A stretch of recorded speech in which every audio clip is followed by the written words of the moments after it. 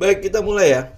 Ini Kamis untuk market review kita. Hari ini harusnya watchlist ya, tapi karena ini September, jadi sekalian aja kita lihat ya. Kurang lebih di September itu ada sektor mana yang bisa kita incar dan kira-kira gimana ya September. Kalau teman-teman mungkin lihat dari seasonalnya, itu mungkin Agustus September memang tidak terlalu bagus ya. Tetapi yang di Agustus ini kita lihat ya anomali terjadi ya. Ya pada saat di Agustus kita ditutup cukup positif dengan plus 3,27. Ini yang di bulan Agustus ya. Nah, sekarang yang bulan September ini akan ada koreksi atau seperti apa atau terus naik. Yang kita lihat itu adalah sekarang posisi dari hari ini kan ada pengumuman data ekonomi ya, di mana PMI-nya itu lebih tinggi daripada perkiraan nih, lihat 51,7. Sedangkan perkiraannya 51. Berarti kan ini sebenarnya naik nih dari sebelumnya, masih lebih baik. Oke. Tapi ini ingat ya, ini adalah data yang kemarin, data yang di bulan Agustus. Kemudian tingkat inflasinya betul memang lebih baik ya, lebih baik dari kalau lihat dari perkiraan dan kesepakatan kan turunnya paling cuma 0, sekian kan, 0,0 sekian kan. Tetapi di bulan Agustus ternyata deflasinya itu lebih tinggi daripada perkiraan. Min 21. Min 21. Ini boleh dikatakan cukup wajar juga ya. Kenapa? Karena di satu sisi ke bulan mulai Maret ya, waktu di bulan puasa dan bulan Lebaran tuh ya, dimana harga naik tinggi. Kemudian di bulan Juli juga naiknya juga cukup tinggi untuk harga pangannya, terutama cabai ya, itu naik cukup tinggi. Nah, sekarang di bulan Agustus itu terkendali. Jadi ya kalau di deflasi ini sangat-sangat wajar. Nah, sekarang yang ditunggu market itu kan di September ini kan, bagaimana September? Gimana kenaikan dari BBM ini? Kok masih kayaknya itu ya, masih kita bilang apa ya, tarik ulur ya. Semakin lama diulur untuk kenaikan BBM-nya ya, market bakalan ya volatile begitu aja ya. Kalau kita lihat dari teknikalnya ya, dia bakalan ada di situ-situ saja nih sampai kenaikan BBM itu diputuskan. Ini kita lihat market seperti itu. Jadi mungkin besok juga masih akan ada koreksi, tapi koreksinya juga masih cukup terbatas ya. Kita masih lihat dia ya ada di area-area situ, sedang wait and see. Ini kalau naikin BBM kira-kira naik berapa banyak ya. Ya, terus habis itu nanti bagaimana tindakan pemerintah meredam mungkin saja gejolak-gejolak yang pasti akan terjadi pada kenaikan. Setiap kali kenaikan BBM itu pasti akan ada gejolaknya kan. Ya, ini kan BLT udah mulai dibagi. Nah, kita mau lihat nanti gejolaknya seperti apa. Yang pasti adalah inflasi pasti akan naik. Itu udah dipastikan. Kenapa? Karena kenaikan BBM akan mendorong logistik kan. Ya, logistik itu dengan yang namanya makanan itu kan kayak saudara kembarnya lah ya. Karena pangan kita atau mungkin konsumsi untuk makanan-makanan non cyclical itu rata-rata dari luar kota besar. Betul ya? Jadi kayak misalnya Jakarta, mungkin mereka ngambil dari Bogor ya, Puncak dan sebagainya untuk masuk ke dalam Jakarta, ya kan, itu kan pasti ada biaya logistik kan, pasti akan naik. Belum lagi akan diikuti oleh kenaikan kayak transportasi dan lain sebagainya. Nah, ini makanya market sedang menunggu. Kira-kira naiknya berapa besar? Terus habis itu pada saat kenaikan itu kira-kira bagaimana tindakan pemerintah untuk meredam itu. Nah, ini mungkin sama ya, saya juga tidak akan panjang lebar. Jadi nanti mungkin kita akan discuss di diskusi aja. Tetapi sebelumnya ini saya mungkin mau mention ini mengenai kelas price action sama kelas coaching kita. Ini ada spesial. Jadi ini udah kita sepakati bersama tim ya. Jadi kita akan bikin kayak bundling package ya, di mana teman-teman bisa gabung di kelas price action sekaligus bisa gabung di kelas coaching. Jadi ini bundling aja ya. Bundling ini jadi sampai nanti tanggal 9 September teman-teman bisa dapat spesial promonya itu adalah 9,9 juta. Jadi dengan membayar segitu, teman-teman bisa ikut kelas price action di September tanggal 10 sampai tanggal 11. Itu berarti 2 hari, itu bisa ikut duluan ya. Kemudian di kelas coaching yang di 2 bulan, di Oktober sampai di Desember. Jadi ini 9,9 juta, teman-teman bisa manfaatkan. Untuk pendaftaran terakhir itu tanggal 9 September. Ya, jadi keterangan lebih lanjutnya teman-teman bisa hubungi admin lah. Saya balik lagi ke sini. Jadi kita lihat hari ini kita mau lihat ya secara sektoral, karena kan ini awal bulan kan. Secara sektoral, kira-kira mana sektor-sektor mana yang bisa cukup berpotensi untuk kita bisa ambil, kita bisa collect ya saham-sahamnya. Pertama kita lihat yang di sektor non-cyclical dulu ya. Sektor non-cyclical ini mungkin ya teman-teman bisa perhatikan di non-cyclicalnya, karena kan dia udah, saya buang dulu ini drawingnya. Nah teman-teman bisa lihat ya, dia cukup tenang sebenarnya di area sini nih. Ya setelah kenaikan kemudian dia tenang kan. Ya, nah posisinya non-cyclical ini berarti hubungannya sama ya pangan kita, kebutuhan kita sehari-hari lah ya teman-teman. Mungkin di dalamnya kayak ada ICBP, ada INDF ya, itu non-cyclical. Jadi yang berhubungan dengan keseharian kita yang tidak bisa digantikan. Jadi kayak misalnya kayak beras segala macam kan tidak bisa digantikan. Nah teman-teman bisa perhatikan ini, karena apa, dari sektornya kita ngelihat dia udah sedang wait and see nih. Kalau inflasinya meningkat gimana ya di sisi demand-nya? Karena inflasi meningkat itu kan berarti akan menurunkan demand kan. Jadi permintaan mungkin orang-orang akan mulai ngerem ya konsumsi mereka. Nah, kalau konsumsi direm ya pasti ngeremnya di tempat yang lain kan, bukan di sektor yang, artinya gini. Kalau teman-teman lihat lah, kalau misalnya ada kenaikan pada inflasi, mungkin kalau ada kenaikan pada resiko ekonomi ya, yang teman-teman rem itu apa? Mungkin di remnya itu adalah belanja-belanja untuk sesuatu yang mungkin kayak baju, kalau macam itu akan direm. Jadi kita pakai dulu yang lama. Tapi kalau dalam hal makanan itu kan nggak bisa direm dong. Karena ada kenaikan, ya karena begini, gaji nggak naik. Kita ngerem ya, sekarang makannya tidak satu hari 3 kali, tapi sekarang 1 hari 2 kali kan, nggak bisa kan, tetap kita akan makan 3 kali sehari, betul ya. Itu artinya kebutuhan pokok yang tidak harus ada kan. Nah itu adalah sektor consumer yang non cyclical. Nah, teman-teman tinggal lihat, maka ini sekarang kita tinggal menunggu kan, apakah kenaikan BBM ini berapa besar dampaknya, berapa besar juga naiknya. Secara ekonomi ke depannya itu memang lebih baik. Karena dia mengurangi beban kan, beban APBN kita. Kemudian kalau lihat dari global juga ya, tingkat pertumbuhan ekonominya udah pasti terhambat ya. Kabar paling barunya daerah Shenzhen itu adalah kota besar yang berbasis kota itu kan berbasis teknologi ya di China ya. Itu sudah mulai lockdown lagi. Udah mulai lockdown lagi nih ceritanya di daerah China sana. Jadi kalau kita lihat ya, penanganan COVID-nya di China itu masih seperti itu. Nah itu bisa jadi sangat berdampak pada ekonomi mereka kan. Belum lagi soal kekeringannya juga masih belum teratasi. Jadi kebutuhan energi, krisis pangan juga mungkin saja akan ada di depan mata nih. Karena kekeringan itu yang nggak bisa ngomong apa-apa kita. Kalau dia kering ya berarti kan pasti ada tanaman-tanaman yang tidak bisa tumbuh kan. Ya, mungkin ada gagal-gagal panen juga di situ. Jadi teman-teman perhatikan ya. Satu adalah non-cyclical. Jadi kalau kita lihat non-cyclicalnya secara teknikal, kita mungkin menunggu lah ya, menunggu pergerakannya. Tapi yang kemarin tuh misalnya kayak ICBP, INDF, teknikalnya juga cukup bagus. Nah, teman-teman tinggal lihat sektor-sektor lainnya. Ada nggak ya saham-saham di sektor ini yang kira-kira masuk ke dalam kriteria atau setupnya gitu. Ini kita lihat dulu ya non-cyclical. Kemudian ada sektor cyclical. Nah kalau sektor cyclical kelihatannya pasti akan berdampak ya dari penurunan demand yang ada. Kayak kita bilang kayak non-cyclical itu ya tadi yang saya bilang baju berarti ya. Apakah Ramayana, terus Era, ya Matahari itu akan berdampak apa enggak. Terus ada satu lagi mungkin yang apakah kita akan mengurangi konsumsi Starbucks misalnya kayak gitu ya. Starbucks kita kurangin, apakah mungkin seperti itu. Tapi kalau misalnya itu sudah menjadi lifestyle, ya mungkin saja akan ada sentimen cukup positif untuk si MAPI ya dan sebagainya. Tapi teman-teman lihat ya, secara sektoral di non-cyclicalnya ini sedang ada potensi untuk terjadi koreksi. Jadi setelah dia naik kena trendline, terus habis itu ini juga mulai kena trendline. Nah ini apakah ada koreksi dulu? Ya koreksi dulu, mungkin dia menyesuaikan ya, kira-kira nanti demand-nya seperti apa, permintaan di pasar itu berturun apa enggak ya. Ini yang kita lihat ya. Akan lebih baik memang kalau di non-cyclical ini bisa break trendline dulu, break trendline untuk menandakan bahwa koreksinya udah mulai selesai nih.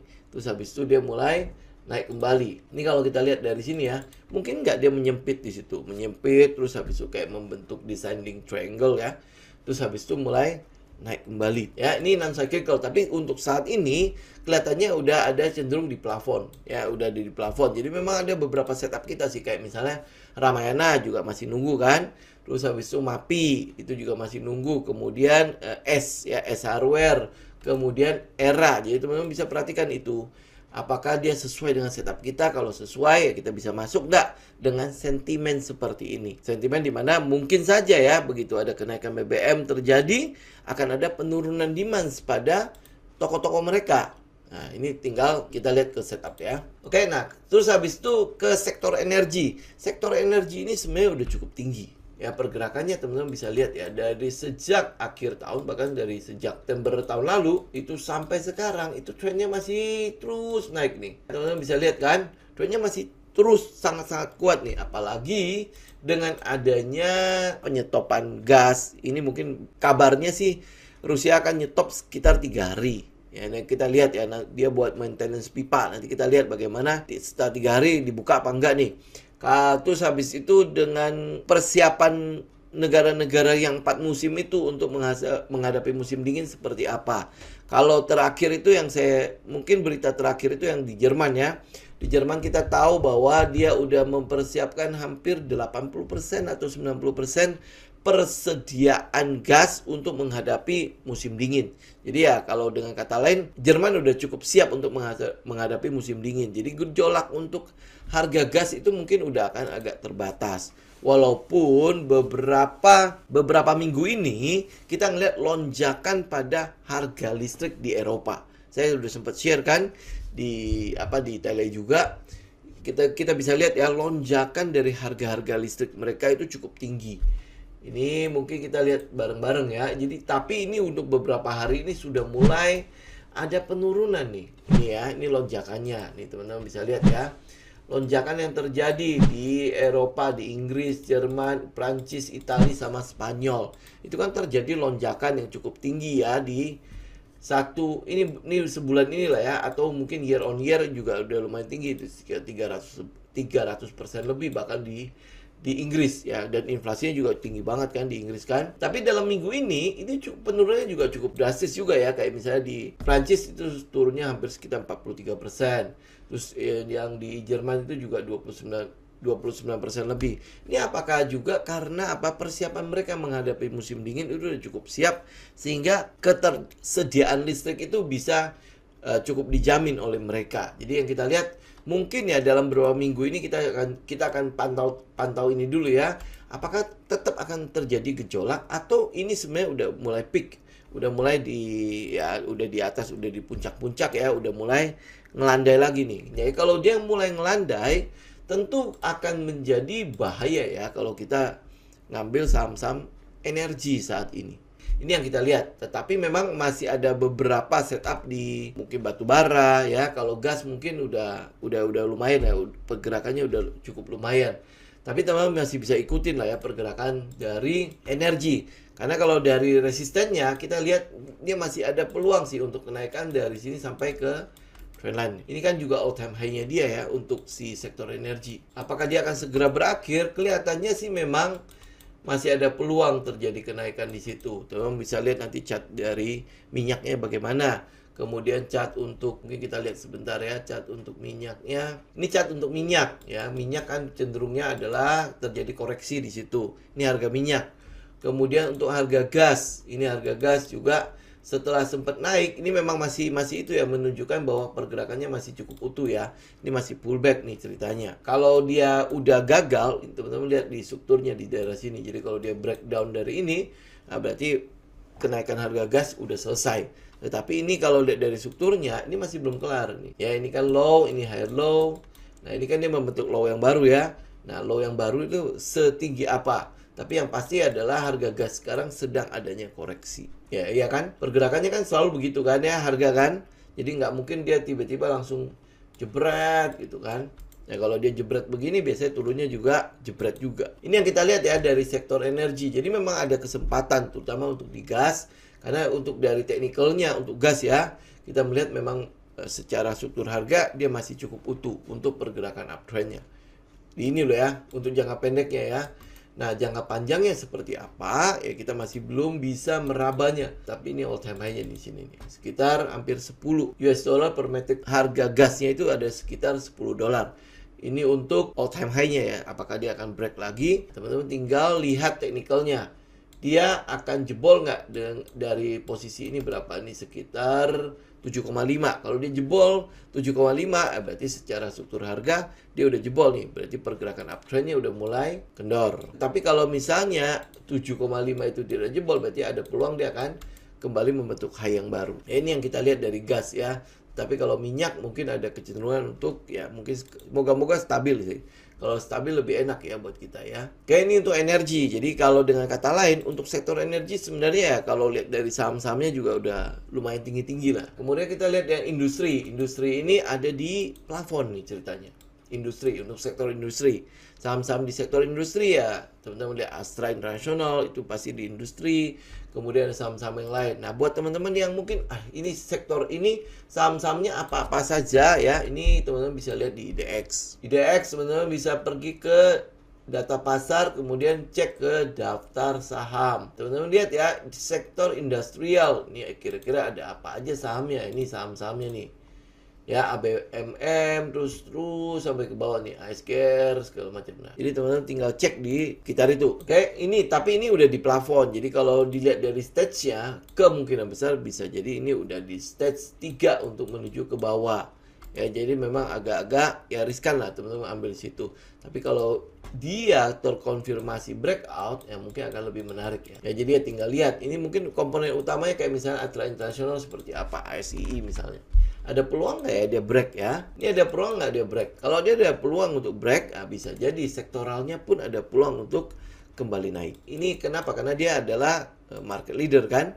Lihat satu ini aja mungkin udah bisa mewakili sektornya nih. Jadi ini tinggal perhatikan. Kenapa? Kenapa industrial itu bisa mentok di sekitar plafon?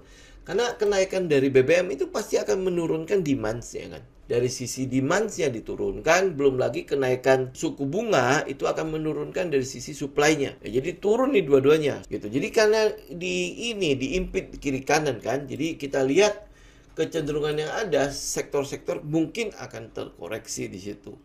Ya, karena memang juga naiknya juga udah lumayan. Kalau lihat dari industrial, ini kan berarti udah naik ya. Sektornya kan udah naik lumayan kan. Makanya sekarang di plafon nih, wait and see. Wait and see ya, kalau dia break mungkin akan lanjutin trend. Tapi kalau dia breakdown ya berarti mungkin akan turun. Jadi ini udah masuk ke stage 4-nya. Ya, stage 4 ya, kita tinggal tunggu dia di stage 1 lagi kan untuk ngelihat lagi apakah ada peluang di sektor ini.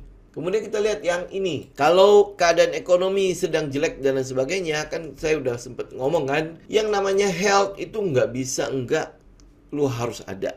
Kalau udah sakit, masa kita nggak bilang, oh ya udah tunda dulu ya, tunggu ekonomi lebih baik baru kita ngobatin sakitnya, kan nggak bisa kan? Jadi kalau namanya sakit ya otomatis pasti akan harus dilakukan dan sebagainya ya. Jadi kalau kita lihat ada kecenderungan pelambatan ekonomi dan sebagainya, kita udah lihat ada dua sektor yang mungkin menarik. Satu sektor ada non-cyclical tadi, kemudian sektor yang satunya lagi adalah yang health ya. Jadi ini mungkin teman-teman kalau lihat dari setup yang ada, saya mungkin teman-teman bisa perhatikan ini nih. SRAJ. Ini setupnya kan ada di sekitar money spot. Jadi tinggal kita lihat nih, apakah dia ada peluang ya untuk misalnya untuk mengalami kenaikan ya dari sini nih. Nah, kalau dia break, kira-kira kalau misalnya saya ambil saja sampai situ 1/2, yaitu kurang lebih sekitar EMA 200 itu ya. Nah, apakah dia akan terus naik atau enggak? Ini yang itu loh ya, Rumah Sakit Mayapada, teman-teman tahu ya. Nah, ini ya tinggal lihat sektor rumah sakit yang lain ya, SAME bagaimana, terus sektor yang lain itu seperti apa, oke?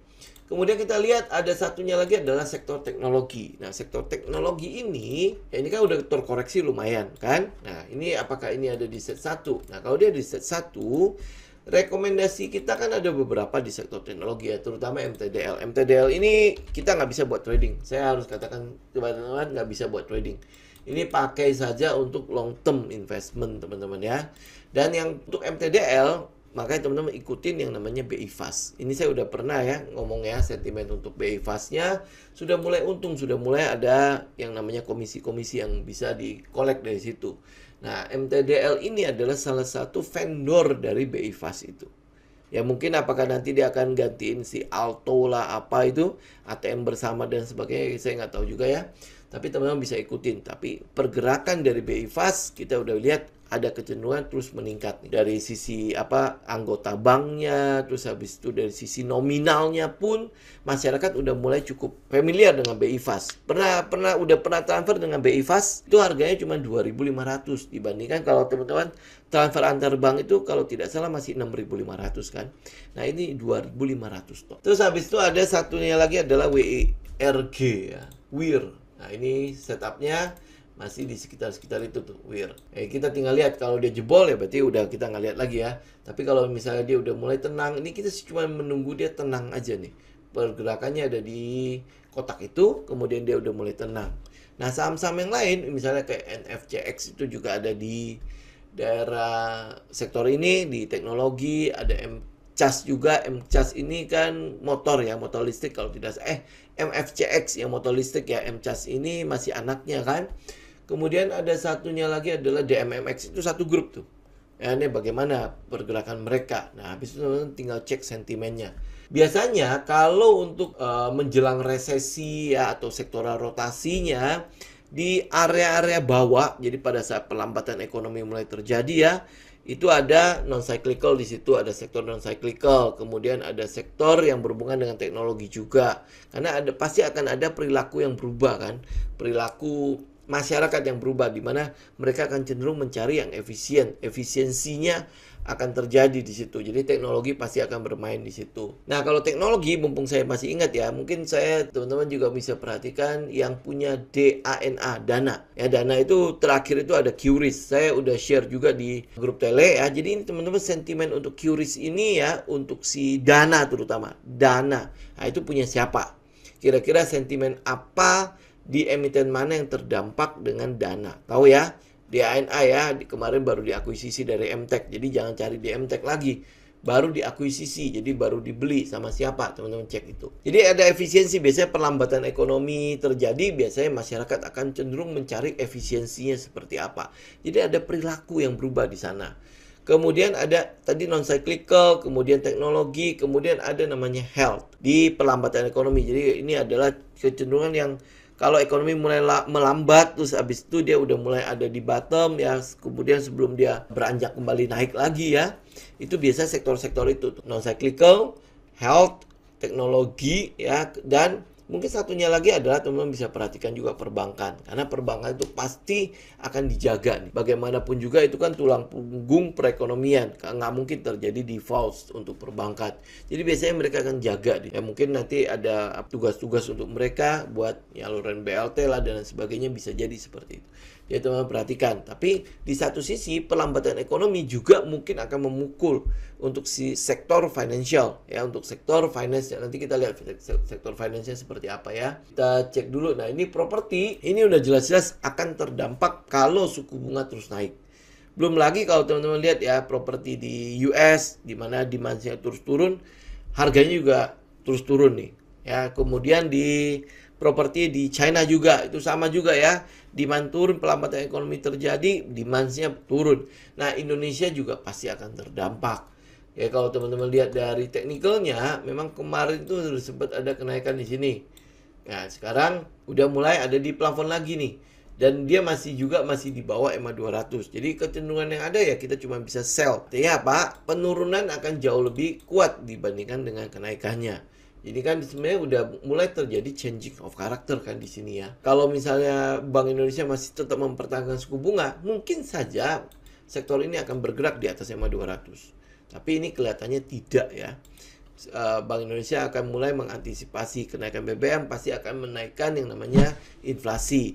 Bank Indonesia pasti tidak ingin terlambat juga ya untuk menyelamatkan, jangan sampai kayak The Fed kan. Nanti harus menggunakan segala cara ya. Yang kemarin si Gubernur The Fed itu yang sampai bilang kan, dia akan menggunakan cara-cara yang bisa jadi menyakitkan perekonomian. Ya, artinya suku bunga tinggi itu mungkin akan bertahan untuk jangka waktu yang cukup lama di situ. Jadi properti saya rasa lebih baik teman-teman hindari dulu. Kemudian untuk infrastruktur. Nah, infrastruktur ini berkaitan dengan sektor yang lain yang akan mendorong infrastruktur ini untuk mungkin naik lagi. Itu adalah konstruksi. Ya, mungkin sekedar informasi lagi ya. Infrastruktur ini, konstruksi, kemudian teknologi telekomunikasi, ya teman-teman lihat ya. Konstruksi itu sekarang sudah ada di sektor yang namanya infrastruktur. Jadi jangan cari konstruksi lagi di properti. Konstruksi itu sekarang ada di infrastruktur. Ya, ini untuk sektoral yang baru nih. Ada di infrastruktur, ini infrastruktur nih. Infrastruktur, kemudian teman-teman lihatlah ada ACST. ACST kan konstruksi ya, Adikarya ada konstruksi kan di situ kan. Nah, ini infrastruktur. Kemudian ada telekomunikasi sama tower-tower. Itu ada di infrastruktur semua. Termasuk di dalamnya ini IPCM, IPCC kan berarti pelayaran ya. Pelabuhan ya. Di situ. Ini teman-teman lihat ya, di situ. Ini port. Ya, di situ semua nih infrastruktur di situ. Jadi ini yang kita lihat adalah sentimen IKN. Sentimen IKN. Kemudian kalau pelambatan pada perekonomian, sektor telekomunikasi juga tetap akan diuntungkan di situ. Kenapa?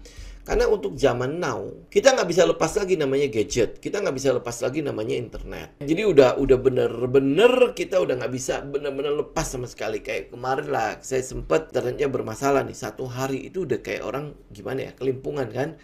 Harus pergi ke kafe, ke mall untuk cari wifi. Nah, demikian juga pada saat pelambatan ekonomi atau ya teman-teman kalau misalnya agak alergi dengan kata-kata resesi, yang namanya telekomunikasi nggak mungkin ditinggalkan. Maka dari itu kenapa Menara masih cukup bagus.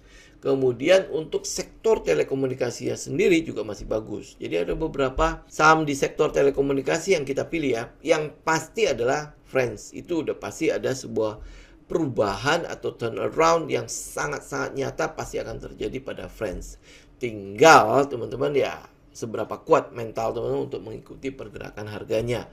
Dan di situ dana juga. DANA, sentimen untuk si emiten ini pasti akan berdampak. Kenapa kita bilang dana? Mungkin teman-teman belum mengikuti sentimen ini. Dana itu sekarang sudah bisa dipakai yang terakhir itu di Thailand. Jadi teman-teman udah nggak perlu lagi harus bawa uang cash atau baht Thailand. Selama teman-teman punya dana dan ada dana, aplikasi dana tahu ya. Nah, selama ada saldonya, teman-teman bisa melakukan transaksi di sana. Ya, Pak QRIS berarti pakai tap ya. Ya, jadi scan QR code, nah udah teman-teman udah selesai. Termasuk di dalamnya kan ada beberapa bank yang ikut tuh, CIMB ikut, kemudian yang saya ingat itu yang Sakuku. Nanti ya pas liburan ke Thailand coba teman-teman silakan dicoba ya, buktikan sendiri ya. Nah, nextnya mungkin akan ke ASEAN. Nah, jadi itu kan berarti ada jangkauan tuh untuk aplikasi si dananya. Saya mungkin akan lihat dananya dulu lah ya. Kenapa? Karena ini sentimen yang cukup positif untuk emiten yang berhubungan dengan pemiliknya si dana, DSSA maupun ya Friends ya berarti grupnya Sinarmas lah. Itu berarti ada cakupan yang pasti jauh lebih gede lagi ya kan, karena dana ini kan startup juga kan. Nah, kalau startup kan pasti valuasi kan. Kalau cakupannya begitu kenceng ya, teman-teman mungkin lihat ya, pengguna dana itu mungkin akan lebih gede. Apalagi kalau sampai dana bisa dipakai di Singapura ya atau ASEAN lah. Nah, itu udah pasti beda cerita untuk si aplikasi yang satu ini. Jadi ini infrastruktur teman-teman masih bisa perhatikan. Jadi udah ada 3 sektor ya, non cyclical, kemudian yang tadi health, kemudian ini adalah infrastruktur. Ini untuk yang September ya. Kemudian ada finance nih. Nah, pergerakan finance ini kan baru saja jebol atau breakout dari si EMA 200 nih. Tapi dia masih berada di situ. Kalau lihat dari pergerakannya, ini bisa jadi stage 3. Habis itu turun ya. Tapi kalau misalnya teman-teman mau confirm ya, ini apakah dia akan lanjutin trend, berarti tunggu dia break dulu baru kita lihat oh ini ada kelanjutan trend atau tidak. Berarti ini sebenarnya setelah dia naik ini cuma istirahat doang. Ya, membentuk sesuatu di sana, istirahat, kemudian dia terus lanjutin naik. Nah, kalau sampai finance ini, sektor ini sampai naik terus ya, berarti kan teman-teman bisa lihat ya, kemungkinan besar ada sebuah pergerakan menuju ke resisten kembali nih. Nah, sektor apa saham-saham apa yang bisa mendapatkan dampak dari ini? Kenapa? Karena dari sektornya itu menunjukkan bahwa kelihatannya ada kelanjutan trend dari sektor ini. Kalau lihat dari sini doang nih ya. Ya, ada kelanjutan trend. Kemarin kita sempat rekomendasi untuk saham misalnya kayak BBNI. ya BBNI untuk big cap-nya. Kemudian untuk second liner-nya masih ada Permata kalau tidak salah ya, ada Permata. Terjadi perbaikan kan dari itu ya, dari sisi laporan keuangan mereka. Apakah nanti di Q3 juga akan masih akan terus naik? Jadi ini kita lihat ya. Tetapi yang pasti adalah 3 sektor yang tadi, non cyclical, kemudian health, dan yang satunya lagi adalah soal infrastruktur. Karena apa? Dia posisinya masih ada di sekitar support. Untuk non cyclical kita tunggu dia breakout. Nah, untuk finance kita tunggu konfirmasi. Konfirmasi sampai sini aja dulu nih. Nah, kalau finance ada pergerakan menuju ke atas, ini dia bisa break di 1540-an ya. Nah, ini kemungkinan besar di sektor ini, berarti untuk ini ya, untuk saham-saham yang berhubungan dengan big cap-nya dulu ya. BMRI, BBRI kan udah cukup tenang tuh kemarin. Tapi yang sesuai setup itu masih yang BBNI. Ini yang kita lihat ya, BBNI, terus habis itu Danamon, kemudian ada namanya Bank Permata, ini yang sesuai setup ya. Nah, yang lain teman-teman tinggal lihat setup masing-masing. Oke, nah yang terakhir ini adalah sektor transportasi. Nah, ini yang saya bilang, kalau ada kenaikan pada harga BBM, ini pasti akan berdampak. Kita kan tinggal menunggu doang nih, Gojek dan Grab udah mau naikin itu kan, ongkosnya kan. Cuman ditunda-tunda terus nih. Karena apa? Karena BBM naik, otomatis harus ada kenaikan pada ongkos mereka. Nah, kalau Gojek dan Grab naik, nggak mungkin yang namanya Bluebird nggak naik, taksi-taksi nggak naik kan, kemudian bus-bus masa nggak naik, kecuali ada subsidi situ. Tapi kan ini swasta ya, swasta nggak mungkin dapat subsidi toh, yang dapat subsidi ya pasti yang pemerintah punya kayak Damri segala macam. Tetapi yang swasta pasti nggak dapat subsidi, otomatis mereka akan naik. Nah, kenaikan pada tarif mereka kalau tetap diikuti oleh permintaan yang stabil, itu sebenarnya sebuah berita baik. Oke, itu sebuah berita baik untuk sektor transportasi. Nah, apakah demand-nya akan turun apa enggak? Karena kenaikan BBM, orang menjadi beralih ke transportasi umum. Ya, entah itu mereka naik Gojek kah, naik Grab kah. Kalau sampai ada terjadi peralihan seperti itu, teman-teman lihat ya, kayak ada Goto kan, Goto di situ, kemudian ada Bird, itu akan seperti apa. Kalau lihat ini sekedar ngelihat teknikalnya aja ya. Ini Goto. Nah, teman-teman bisa lihat kan, Goto kan, ini tinggal menunggu doang. Apakah dia akan break? Kalau dia break, ini harusnya ada sinyal ya untuk dia ngelanjutin trend. Ini Goto. Ya, ini yang kita lihat dari sentimen untuk kenaikan BBM-nya ya. Terus habis itu dia naikin tarifnya. Kemudian dari sisi permintaan, dia tetap. Nah, itu yang mungkin akan menggerakkan harganya. Karena apa? Karena harganya kan lebih tinggi dong. Sisi permintaan tetap. Berarti apa? Keuntungannya mungkin akan jauh lebih baik. Oke, ini Goto ya. Kemudian teman-teman kalau lihat Bird, teman-teman juga lihat. Ini kalau Bird, dia kan masih cenderung koreksi ya. Koreksi, karena kita lihat dampaknya pasti gede nih. Kenaikan BBM kepada transportasi pasti gede. Karena orang bisa jadi nggak ada di situ lagi kan. Orang-orang mungkin akan berpindah ke mungkin ke transportasi umum yang lebih murah. Ya, ini teman-teman tinggal tunggu ini. Kalau misalnya dia bisa break, nah ini mungkin akan peluangnya akan beda. Jadi pasar menilai bahwa kelihatannya ini akan menguntungkan untuk sektor ini. Nah, jadi ini kesimpulannya ya. Dari bulan September ini yang kita bisa perhatikan adalah sektor yang berhubungan dengan non-cyclical. Karena itu nggak bisa dihindari, orang tetap harus ada di situ. Permintaan tetap akan ada di sana. Kemudian dari sektor health, kesehatan. Ya, ini mungkin ada beberapa yang masuk ke dalam setup itu ada di SRAJ ya, SRAJ. Kemudian ada sektor yang berhubungan dengan infrastruktur. Ini mungkin ada IKN di situ, kemudian telekomunikasi juga masuk ke situ ya.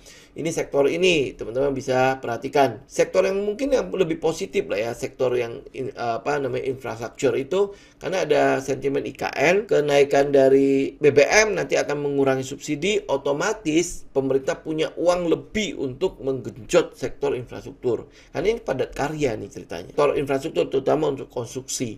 Nah, kalau konstruksi digenjot, otomatis turunannya itu banyak. Kayak hari ini kan teman-teman bisa lihat Krakatau Steel, mungkin dia udah ada di sekitar resisten nih. Ya, berarti baja. Kita masih belum melihat kenaikan pada semen, belum ya. Jadi mungkin menunggu pergerakan atau persiapan si pemenang-pemenang tender ini untuk bekerja di lapangan. Ini mungkin nanti akan Text time lah ya, mungkin ada di sekitar Oktoberan ya, teman-teman akan mulai lihat ada groundbreaking di situ. Habis itu udah mulai kerja tuh. Nah, tahun depan akan mulai lebih giat lagi permintaan untuk baja lah, permintaan untuk semen lah, termasuk untuk yang komponen-komponen pendukung konstruksi ya, itu pasti akan lebih meningkat. Kemudian yang keempat adalah yang berhubungan dengan finance. Pada finance ini kita konfirmasi dulu ya, finance ya. Kemudian ada hubungan dengan teknologi, sama kita konfirmasi adalah di transportasi ini. Apakah kenaikan BBM, kemudian kenaikan tarif ini mempengaruhi permintaan nggak? Kalau dia tidak mempengaruhi permintaan, berarti teman-teman bisa perhatikan nanti Gotoh atau BIRT. Ya kebetulan Gotoh juga ada di BIRT kan. Jadi ini teman-teman tinggal perhatikan. Saya pikir itu dulu ya teman-teman ya. Buat hari ini, jadi teman-teman tinggal perhatikan, tadi kita sempat membahas sekitar 4 sektor ya. Di health, ini yang saya masih ingat, health masih cukup bagus. Non cyclical kita masih bisa lihat, mungkin di market leadernya dulu kita lihat ya. Kemudian ada di saham yang berhubungan dengan telekomunikasi ya, teknologi dan infrastruktur. Infrastrukturnya kita infrastruktur lebih ke arah IKN ya. Jadi ini kita lihat untuk ini ya, untuk trend dari IKN-nya. Oke. Nah, untuk yang lain-lainnya teman-teman bisa lihat lah saham-saham pilihan kita di video-video sebelumnya. Kemudian jangan lupa trading plan ya. Selalu itu teman-teman jangan pernah lupa manajemen risikonya. Yang lain ya teman-teman tinggal mentalnya balik ke psikologi masing-masing. Demikian untuk hari ini teman-teman, semoga bermanfaat. Kita ketemu lagi nanti di hari Sabtu ya. Oke, salam tim semua.